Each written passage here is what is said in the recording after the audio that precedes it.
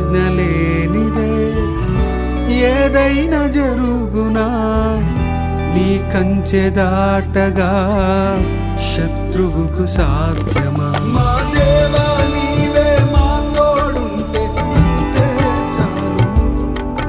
అపవాది తలచిన కీడులన్నీ మేలైపోను. మా దేవా నీవే మా తోడుంటే అంతే చాలు. అపవాది